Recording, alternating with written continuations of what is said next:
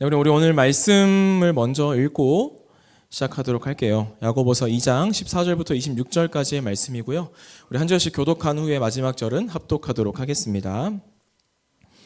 내 형제들아, 만일 사람이 믿음이 있노라 하고 행함이 없으면 무슨 유익이 있으리요? 그 믿음이 능히 자기를 구원하겠느냐? 너희 중에 누구든지 그에게 이르되 평안히 가라, 덥게 하라, 배부르게 하라 하며 그 몸에 쓸 것을 주지 아니하면 무슨 유익이 있으리요?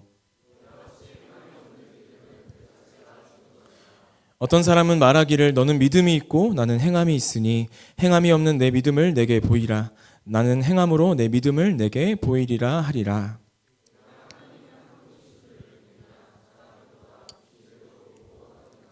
아, 허탄한 사람아, 행함이 없는 믿음이 헛것인 줄을 알고자 하느냐?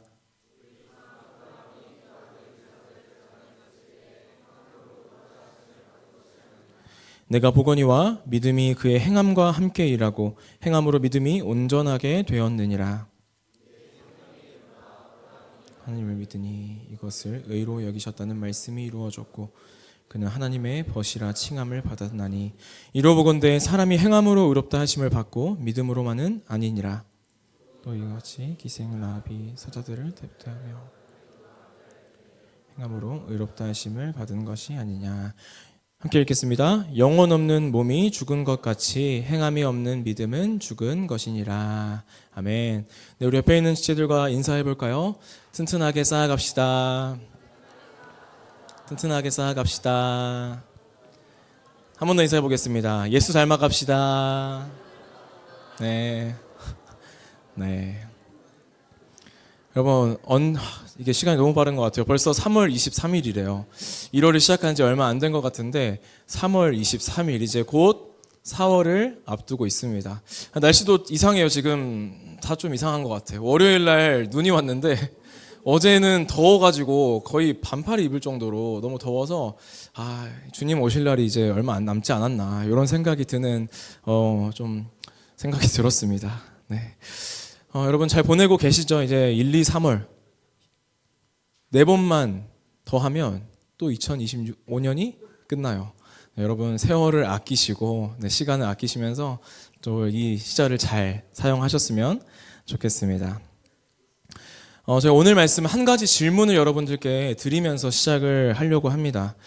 여러분들은 혹시 구원을 어떻게, 오직 무엇으로 얻는다라고 생각하시나요? 한 번 더 질문 드릴까요?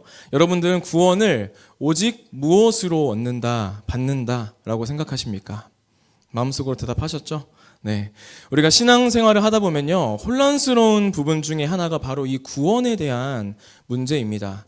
우리가 성경을 읽다 보면 어떤 구절에서는 뭔가 오직 믿음으로 구원을 얻는다라고 말하는 것 같고, 또 어떤 구절을 보면 행위도 필요하다라고 말하는 것 같은 그러한 두 가지의 상반된 입장을 가지고 있는 것처럼 보이기 때문이죠.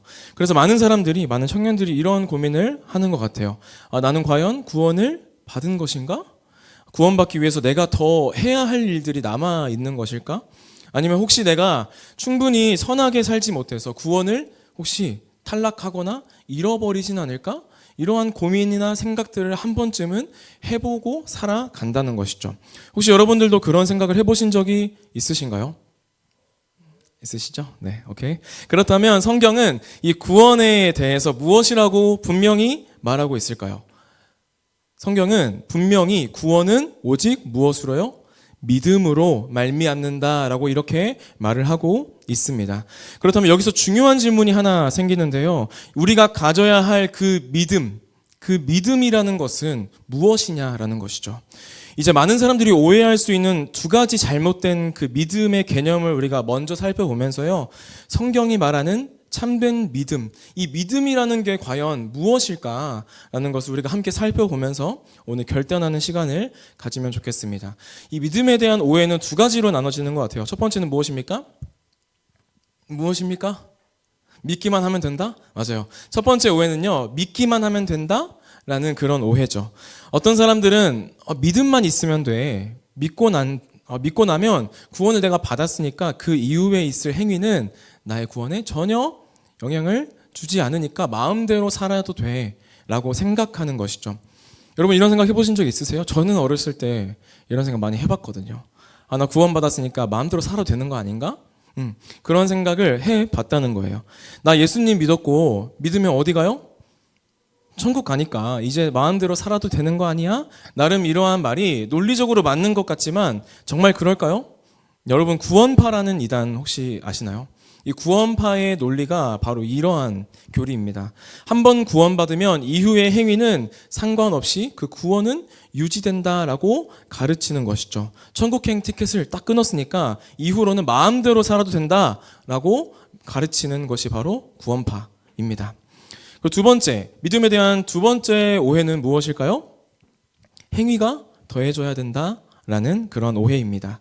어떤 사람들은 이렇게 말해요. 아, 어떻게 믿기만 해서 되냐. 뭔가 조금 더 많이 내가 헌금을 드리고 교회에서 봉사도 많이 하고 믿음으로만 안 된다. 조금 더 내가 구원받으려면 착하게도 살아야 되고 선한 행동을 하면서 살아야 돼. 라고 이렇게 생각을 하는 것입니다.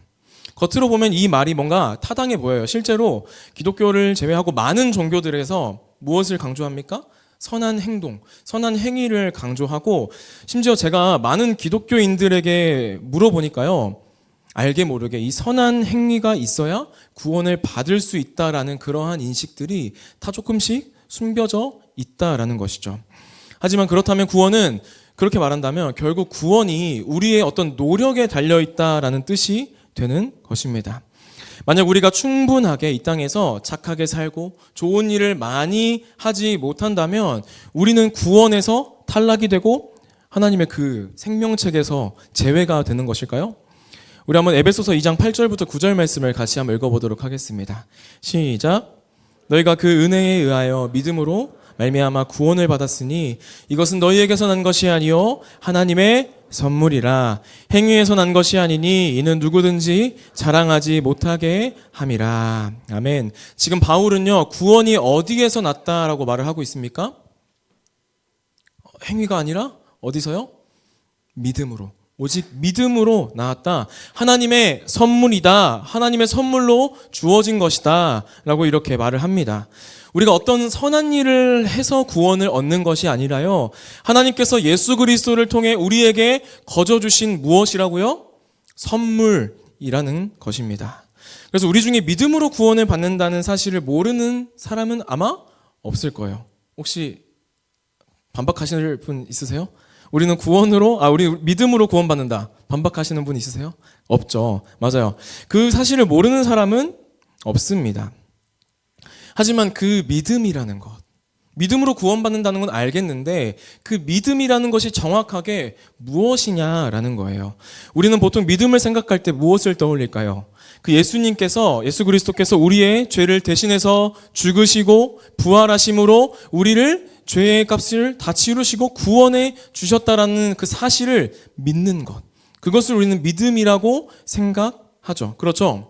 그렇죠. 십자가의 사건이 실제 역사 속에서 일어났고 그것이 나를 위한 희생이었다는 것을 믿으면서 입술로 예수 그리스도는 나의 주님이십니다 라고 고백하는 것이 믿음입니다. 그리고 성경은 우리가 이렇게 믿고 고백하면 구원을 받는다, 얻는다라고 말을 하고 있습니다.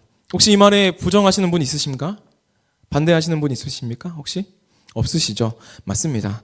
그러나 여기서 한 가지 중요한 것은 무엇이냐면 우리들의 그 입술의 고백만으로는 그 사람의 믿음이 참된 믿음인지 아닌지를 증명할 수가 없다는 것입니다.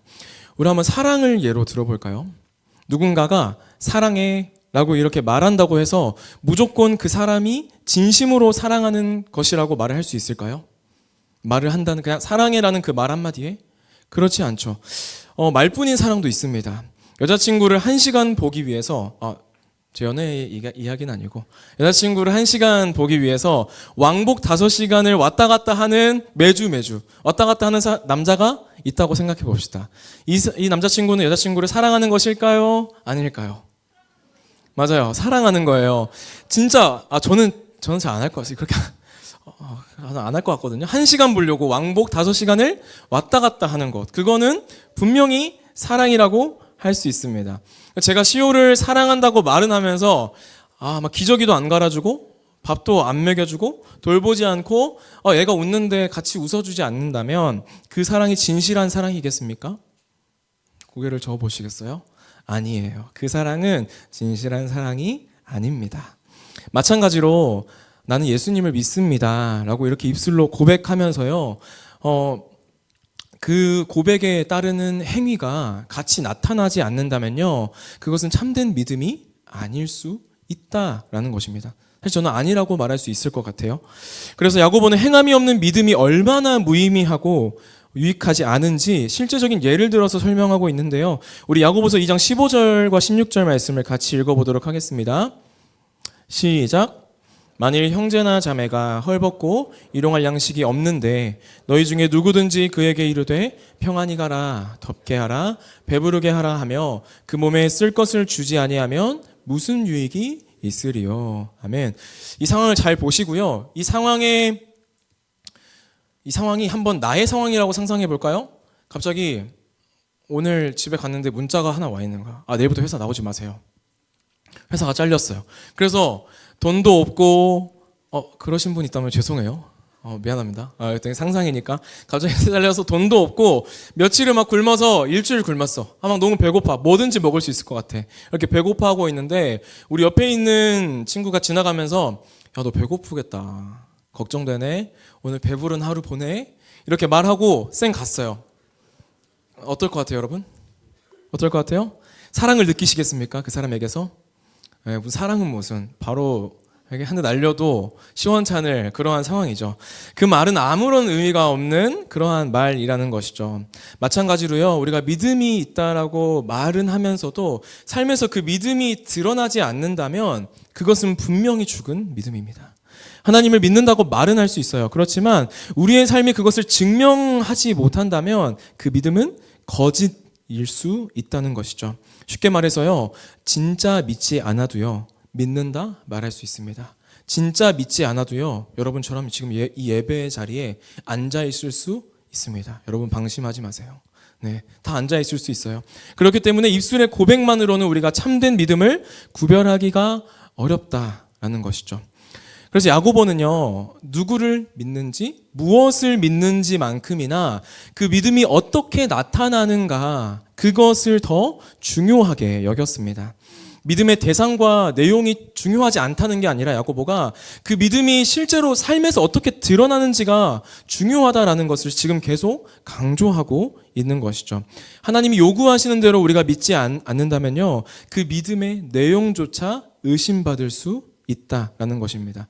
이러한 사실 때문에요, 야고보는 계속해서 오해를 받기도 했어요. 혹시 여러분 마틴 루터라고 아시나요? 루터? 네, 우리 종교개혁가 이 마틴 루터는요, 야고보를 뭐라고 불렀냐면 지푸라기 서신이라고 불렀어요. 지푸라기 어떤 느낌이 드세요? 긍정적이세요? 부정적이세요?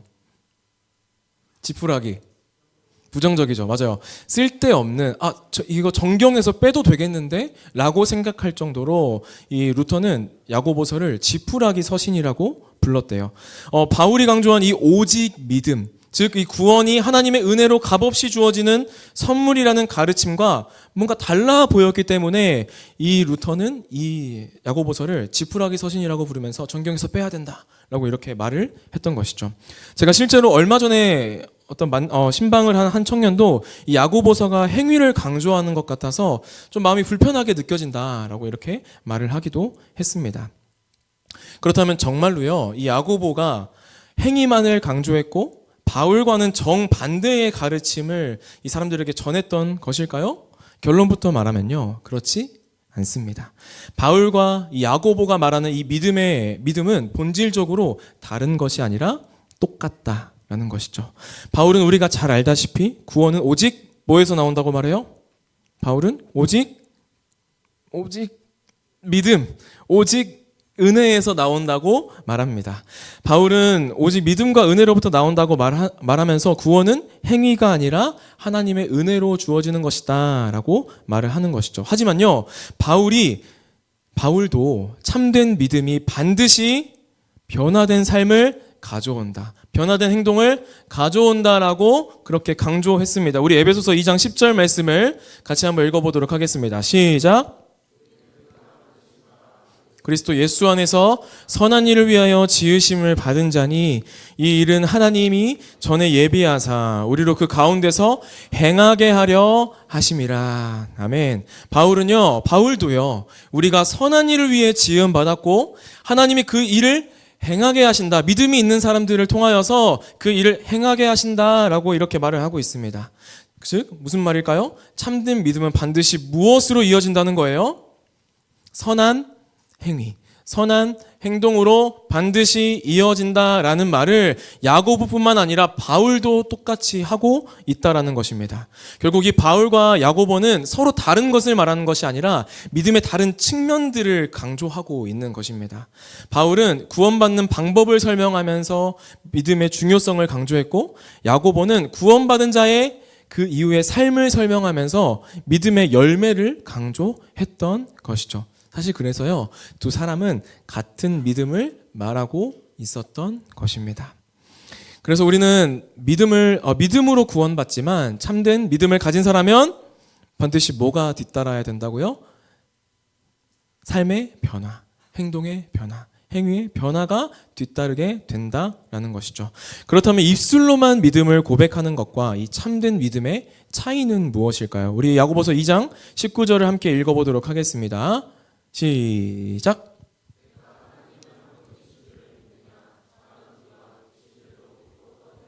네, 우리 너가 하나님은 한 분이신 줄 믿느냐?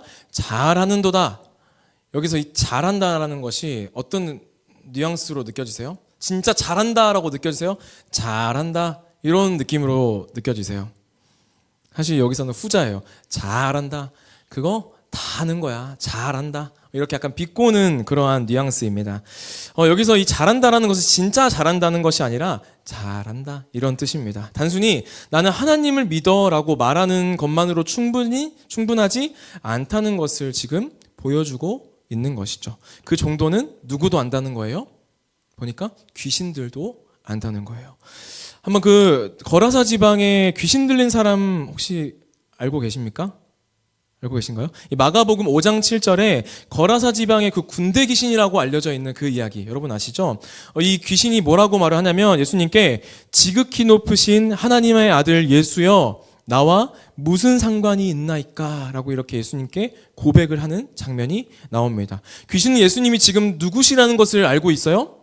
지극히 높으신 하나님의 아들이시라는 것을 지금 귀신도 알고 있다는 거예요. 심지어 제자들보다 귀신이 예수님이 누구신지에 대해서 더 많이 또 깊이 알고 있었을 것입니다.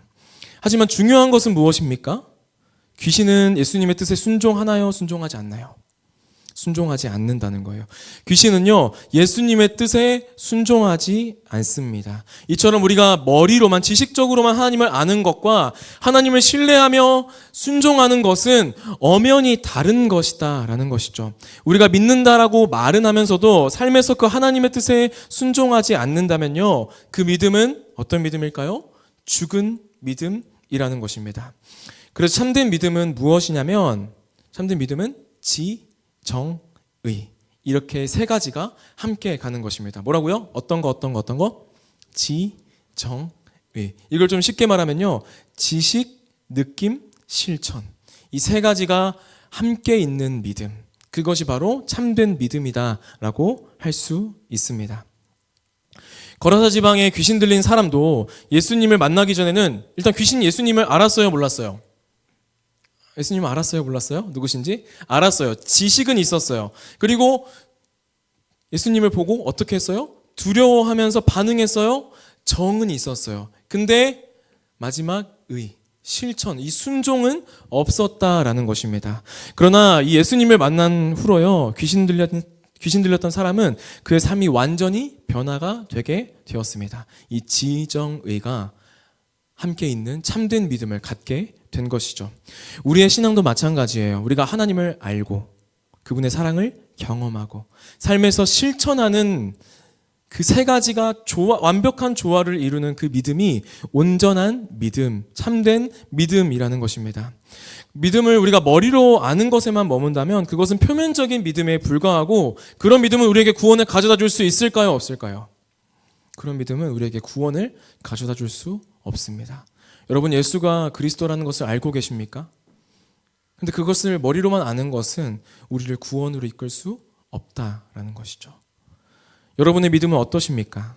그저 알고만 있는, 머리로만 알고, 우리가 신앙의 연수가 막 10년, 20년, 30년 쌓여서 성경 이야기 잘 알고, 예수님이 누구신지 잘 알고, 하나님이 누구신지 잘 알지만 그것을 내가 온전히 신뢰하지 않고 하나님의 말씀에 따르지 않고 있는 우리의 삶의 모습이 나타나지 않냐는 것이에요. 그저 알고만 있는 믿음이십니까? 아니면 누가 말하지 않아도, 내가 굳이 구태여 나 그리스도인이야 말하지 않아도 삶에서 행동으로, 행위로 드러나는 믿음이십니까? 그렇다면 행함이 있는 믿음은요, 어떤 모습으로 나타나게 될까요? 우리 행함이 있는 믿음은요, 성경 속의 인물들을 통해서 잘 늘어나는데요. 먼저는 아브라함이에요. 아브라함. 혹시 아브라함의 별명을 아세요? 이쪽 한번 대답해 볼까요? 아브라함의 별명 쉽잖아. 무슨 조상? 믿음의 조상. 맞아요. 아브라함의 별명은 믿음의 조상입니다. 창세기 15장 6절을 보면요, 아브라함이 하나님을 믿음에 그것이 그에게 의로 여겨졌다라고 말합니다. 하나님께서 그의 믿음을 의로 여기신 것이죠. 야고보도요, 아브라함이 믿음으로 의롭게 여겨지는 근거에 대해서 사실을 부인하진 않아요. 오히려 이 믿음이 의로 인정받는 근거라고 강조하고 있습니다. 그러나 그것이 끝이 아니죠. 하나님께서는 아브라함에게 어떤 명령을 내리십니까? 그의 아들 이삭을 어떻게 하라고요?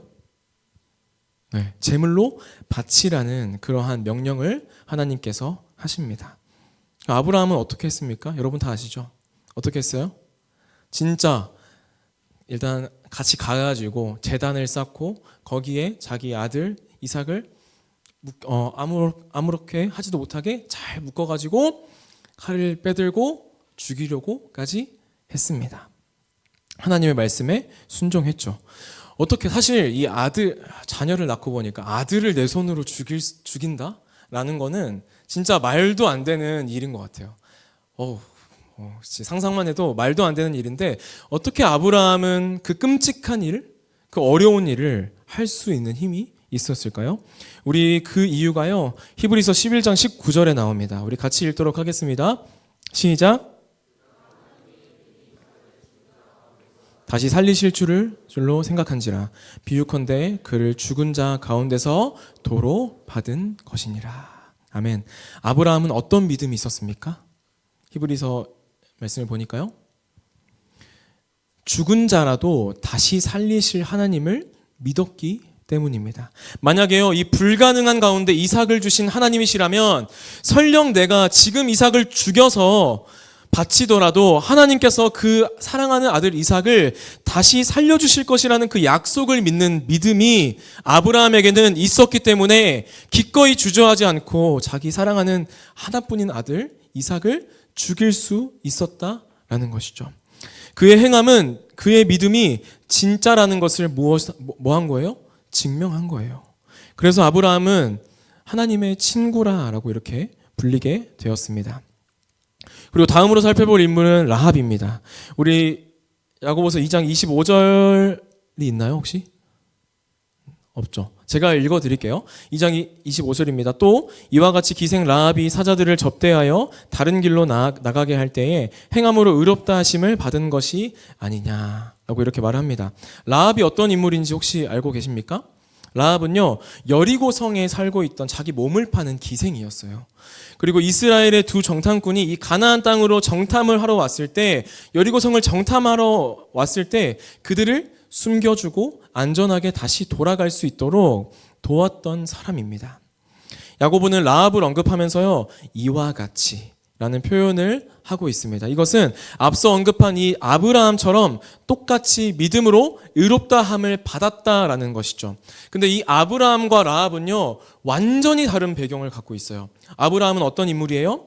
유대인들에게 존경받는 아주 경건한 남성이고요. 라합은 어떤 인물입니까? 이방인이에요. 가나안 족속의 직업도 뭐예요? 자기 몸을 파는 기생, 여자였습니다. 유대인들의 관점에서 볼 때 그녀는 완전히 사회적으로 소외된 존재였다는 것이죠.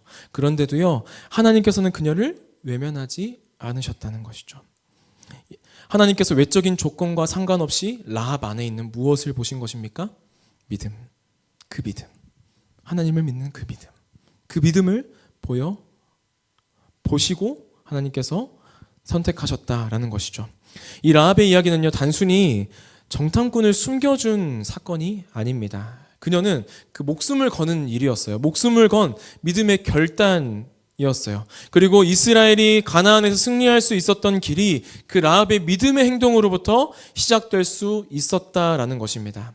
그녀는 여리고 성에 살면서도 하나님께서 자기가 살고 있는 이 가나안 땅을 이스라엘 백성들에게 주실 것이라는 것을 믿고 있었어요. 믿음이 있었다는 거예요. 그리고 그 믿음이 실제 행동으로 나타났는데 그 행동이 무엇이었어요? 자기의 땅으로 들어온 정탐꾼들을 잘 숨겨주고 잘 보살펴서 다시 내보내준 거예요. 그게 행동으로 나타났다라는 것이죠. 실제 행동으로 삶의 주인이 완전히 바뀌는 그러한 결단을 내린 것입니다. 그리고 그것을 히브리서 11장은 이렇게 평가하는데요. 우리 같이 읽어보도록 하겠습니다. 시작. 믿음으로 기생 라합은 정탐꾼을 평안히 영접하였으므로 순종하지 아니한 자와 함께 멸망하지 아니하였도다. 아멘. 라합은 구원을 받았습니다. 놀랍게도 라합은 유대인들이 너무나 존경하는 그 아브라함, 믿음의 조상이라고 불리는 그 아브라함과 같은 믿음의 반열에 놓이게 되었다라는 것이죠. 그녀의 믿음은요, 단순한 지식이 아니라 생명을 걸고 목숨을 걸고 순종하는 믿음이었습니다. 그 믿음은 결국 어떻게 했습니까? 결국 그녀와 그녀의 가족들을 구원했어요. 그리고 너무나 영광스러운 이야기인데 이 라합이요, 예수님의 계보, 예수님의 족보에도 이렇게 실려 있다는 거예요. 얼마나 놀라운 일입니까? 족보에도 포함되는 그 영광을 누리게 되었습니다. 야고보는 이걸 말하고 싶었던 것입니다. 우리가 믿음으로 의롭되는 것은 분명하지만 그 믿음이 진짜라면 반드시 행함으로 증명된다라는 것이죠. 이런 의미에서 믿음은 한 번의 사건으로 끝나는 것이 아닌 것 같아요. 내가 믿었어? 난 그 믿음은 한 번의 사건으로 끝나는 것이 아니라 계속되는 과정이고요. 그 과정 속에서 합당한 행위가 계속해서 열매를 맺어야 한다라는 말입니다. 결국 이 믿음과 행함은 결코 분리될 수가 없습니다. 사실 저는 믿음과 행함 같은 말이라고 표현할 정도로 저는 그렇게 믿음과 행함이 떨어질 수 없는 관계라고 저는 말씀드리고 싶어요. 우리가 정말로 하나님을 신뢰한다면 우리의 삶 속에서 그 믿음이 드러나게 됩니다. 길가에 들풀도 입히시고 작은 새 한 마리도 먹이시는 하나님께서 우리의 삶을 책임지신다는 것을 믿는다면 우리도 합당한 행동을 할 수 있습니다. 믿음이 행함으로 증명되는 삶, 그것이 진정한 신앙입니다. 사랑하는 우리 청년 여러분, 만약에 숨을 쉬지 않는 사람이 있다라고 한번 생각해 보십시다. 그 사람은 살아있다고 할 수 있겠습니까? 사람이 숨을 사람의 모양은 하고 있지만 그 사람이 숨을 쉬지 않아요. 그 사람은 살아있다고 말을 할 수 있습니까? 그럴 수 없습니다. 아무리 사람의 모양, 사람 자고 있나? 라고 싶을 정도로, 이렇게 헷갈릴 정도로 똑같은 사람의 모양을 하고 있더라도 그 사람이 숨을 쉬지 않고 있다면 그 사람은 살아있다고 말을 할 수 없는 것이죠. 요즘에 AI 기술이 너무나 발전했어요. 그래서 사람 얼굴과 똑같은, 이거 실제 사람인가 싶을 정도로 헷갈릴 정도로 너무 정교하게 만드는 기술들을 요즘 우리가 볼 수 있는데, 그러나 아무리 사실적으로 그것이 보여지고 구현된다 할지라도 그것은 살아있는 인간이 절대로 될 수 없다라는 것이죠. 왜 그렇습니까? AI가 만든 그 영혼에는요, 사람에는요, 영혼이 없고 숨을 쉬지 않기 때문이죠. 그래서 야고보는 이렇게 오늘 말씀을 결론 맺습니다. 26절입니다. 나와 있진 않지만 우리 성경에 있으신 분들은 같이 한번 읽어볼까요? 시작. 영혼 없는 몸이 죽은 것 같이 행함이 없는 믿음은 죽은 것이니라. 아멘. 아무리 사람처럼 보여도 생명이 없는 그 AI가 만든 얼굴이 진짜 사람이 아닌 것처럼 행함이 없는 믿음은 진짜 믿음이 아닙니다. 살아있는 믿음이라면 반드시 무엇으로 증명이 되는 거예요? 행동으로 증명이 되는 거예요. 우리가 매주 교회에 출석하고 예수님 저 예수님 믿어요 라고 이렇게 말을 하고 주기도문 사도신경 십계명 이렇게 달달달 다 외워도 그것이 우리의 구원을 보장하는 믿음이 아니라는 것이죠. 우리의 삶이 변화되지 않았고 열매가 내 삶에서 보이지 않는다면 여러분들의 믿음 진짜 정말 살아있는지 심각하게 고민해 보셔야 된다라는 것입니다. 여러분 진짜 믿음이 살아있습니까? 여러분의 믿음은 행함으로 매일 증명이 되고 있으십니까? 우리가 언젠가 다 하나님 앞에 서게 될 거예요. 우리가 죽던지 아니면 우리가 죽기 전에 예수님께서 다시 오시던지. 그러면 우리가 다 하나님 앞에 하나님의 심판대 앞에 서게 될 텐데요. 그 앞에 있는 우리를 두고 하나님께서 야 너 누군데? 나 너 모르는데? 라고 말씀하신다면 우리 얼마나 슬프고 그것보다 슬픈 일이 없지 않겠어요? 그러한 말씀을 하나님께 듣는 우리 청년들이 한 사람도 없기를 소망합니다. 우리 여기 앉아있는 모든 청년들이 천국에 갔을 때 다 한 사람도 빠짐없이 같이 얼굴 보고 같이 교제할 수 있는 그 날이 왔으면 좋겠습니다. 그렇기 때문에 오늘 이 시간 여러분의 믿음을 점검하고 결단하십시오. 믿음이 있다면 삶으로 증명하십시오.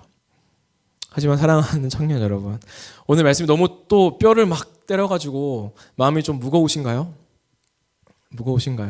세상에 또 완전한 행위를 하는 사람이 어디 있겠습니까? 우리는 여전히 연약하고 미약하고 부족합니다. 그렇다면 우리의 믿음은 다 죽은 것이고 다 헛된 것이고 다 구원받을 수 없는 믿음일까요? 우리 아브라함의 이야기를 조금만 더 살펴봤으면 좋겠는데 사실 아브라함도요 이삭을 드리기 전까지 많은 실수와 넘어짐이 있었어요. 상속자를 그의 몸에서 주시겠다고 하신 그 하나님의 언약을 무시하고 누구를 통해서 아들을 또 낳았어요? 아들을 먼저 낳았어요. 여종 하갈을 통해서 이스마엘이라는 아들을 낳는 그러한 실수를 저질렀고요. 하나님께서 언약을 재확인시켜 주시는 그 자리에서 막 비웃으면서 마음속으로 야 100살이 어떻게 아기를 낳아? 라고 이렇게 생각도 했습니다. 심지어 내 아내 사라를 여자 형제라고 속여서 다른 나라 왕에게 내 사랑하는 아내를 빼앗길 뻔한 그러한 실수도 있었습니다. 아브라함은 이 하나님의 언약을 믿고 의롭다 하심을 받았지만 그의 믿음이 여전히 완전하지는 않았던 것이죠. 그럼에도 하나님은 그를 포기하지 않으시고 계속해서 인도하셨고 여러 가지 실수와 불신앙 속에서도 그의 믿음은 점차 하나님 앞에 온전하게 되어져 갔던 것입니다. 우리도 마찬가지예요. 믿음이 있다고 하는 우리에게도 단번에 완벽한 행위가 있을 수는 없습니다. 예수 그리스도께서 다시 오시기까지 우리가 완전한 몸으로 부활할 때까지 우리는 계속 넘어지고 계속 실수하고 계속 실패하는 것을 경험하게 될 것입니다. 그렇다면 이 믿음과 행위 사이의 이 간극, 좁혀지지 않은 이 간극을 메우는 일은 어떻게 가능한 것일까요? 그 답은요, 하나님이 하신다라는 것입니다. 결국 하나님이 하십니다. 이 일을 하나님이 하십니다. 우리가 야고보서 첫 시간 혹시 기억나시나요? 시험을 당하거든 온전히 기쁘게 여기라라는 그 말씀을 나눈 것처럼 이 사과 씨앗 안에 나무와 열매가 될 모든 가능성이 담겨 있는 것처럼 하나님께서 우리 가운데 그 작은 믿음의 씨앗을 심으셨다면 그 씨앗도 시간이 흐르며 자라고 결국에는 열매가 맺게 될 것이라는 것이죠. 하나님께서 우리 안에 믿음을 심으셨다면요, 반드시 무조건 그 믿음을 완성시켜 나가실 것입니다. 우리를 의롭다고 여기시는 것으로 끝나지 않고요, 그에 합당한 행위를 하도록 반드시 인도해 주실 것이라는 것이죠. 그렇다고 해서 우리의 노력과 수고가 막 필요 없는 것은 아닙니다. 우리는 매일 믿음에 합당한 행위를 하기 위해서 우리 안에 이미 함께 하시는 누구와 함께요? 성령님과 함께 성령을 의지하여서 나를 쳐서 매일 복종시켜 나가야 하는 것입니다. 그리고 이 모든 과정을 통해서 결국 하나님께서 우리를 온전하고 부족함이 없고 구비하는 그런 자로 우리를 만들어 가실 것이라는 것이죠. 하나님은 우리의 경건한 삶을 결코 배제하지 않으십니다. 성령과 함께하는 우리의 노력과 하나님의 은혜가 함께할 때 우리는 매일매일 더 자라가고 매일 더 나아지고 매일 더 온전한 믿음의 사람으로 변화될 것입니다. 사랑하는 청년 여러분, 하나님께서 여러분 안에 심으신 그 믿음이 결국 열매 맺게 될 것을 믿으시기를 소망합니다. 실패해도 다시 일어나십시오. 누가 하신다고요? 하나님이 하십니다. 믿음으로 걷고 나의 행함으로 증명하며 하나님께서 이루실 그 구원의 온전함을 우리가 기대하며 나아갑시다. 그리고 함께 믿음의 여정을 끝까지 걸어가서 우리 참된 믿음을 가지고 천국에서 우리 가온누리 청년부 한 분 한 분 다 만나 뵙기를 주님의 이름으로 소망합니다.